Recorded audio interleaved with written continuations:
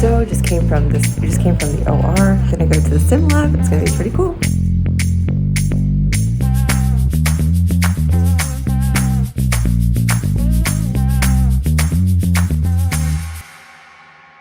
So many good things about this rotation from some of my interns that have taken it, and yeah, I'm looking forward to it. See, every day is kind of different, so I think it'll be interesting to see how the first week goes. Today's actually my first day because I was post-call on Wednesday, and then I had clinic on Thursday, and so now today, Friday, it's my first day, and I think we're going to be in the OR all day. From what I've heard, it's a pretty full day. I'm going to try to see how much I can actually film. Not really sure how it's going to go, so I'll do the best I can.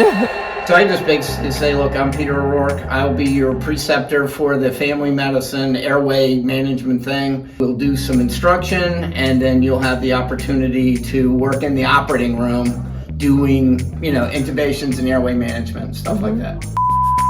Yeah, I'll tell you what, let's just take that one since it's right there, and that we can put it back without making a big mess.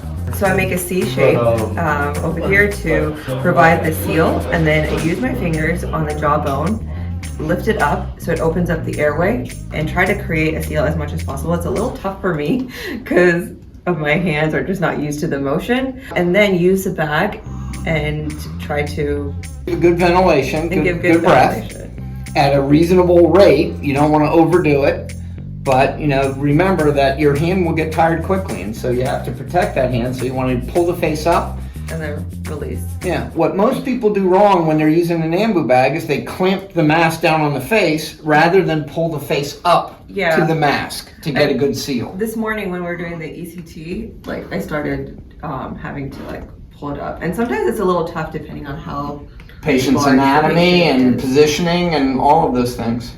Yeah. So it's pretty cool. And I think for me, on a real person, the hardest part is getting that seal, and then sometimes I have to ask for assistance to. Yeah, and that's why having an extra set of hands is very useful. Yeah. Someone can reach in and help you with the seal. To help create that seal. To seal, and then you can go ahead and know that you can give good ventilation.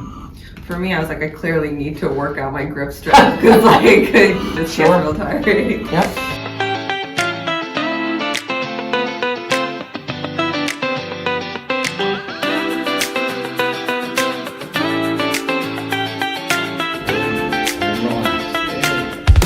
Now, that's when you stop, and then you pull your tooth. What's the magic word when you touch a glidescope?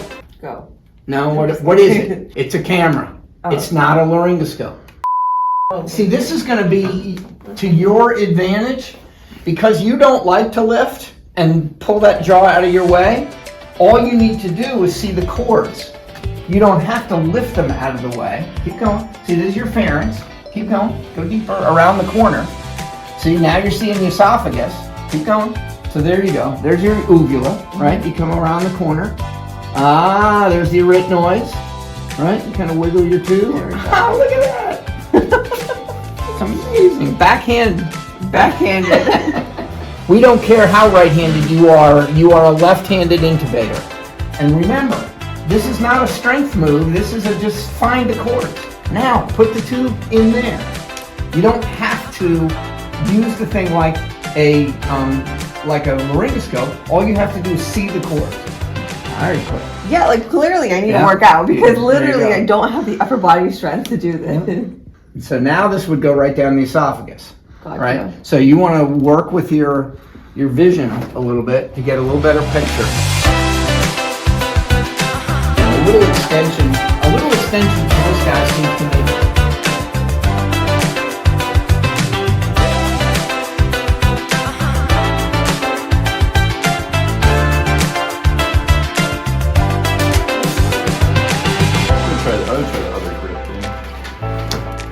Yeah, it might work better with a pencil here, but they didn't have the firm glidescope stylet, and you don't need it.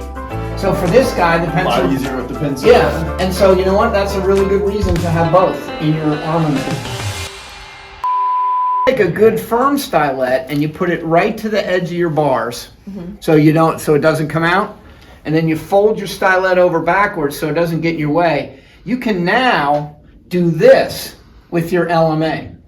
And they make LMAs that look like this, but think about if you're trying to get this LMA to go around the corner and then sit up front against the cords, doesn't this give you a really good head start? So now when you put your LMA in, instead of riding the thing and sliding it around, now you've got the right shape to kind of go with it, and you're way, way ahead of the game. I wish I could take credit for this. Dr. O'Rourke is famous for his tricks. This came from the Stanford University Anesthesia Residence Program. They're the ones who figured out how to do this. That's good. Okay. Right? Adding a lot of... You don't get to do this in the operating room. All right.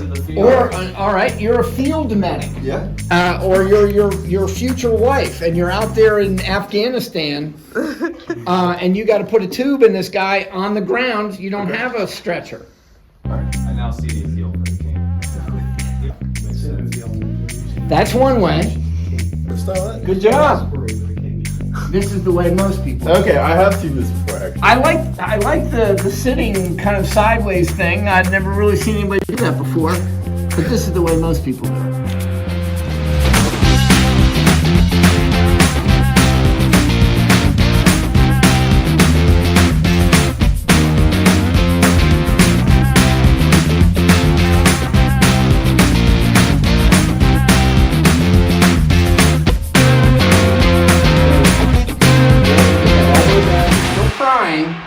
Try to lift. Look at you. No, I think I got it. Maybe I should just do it like this. Ain't you the one? Oh, you're going to put all your patients on the floor?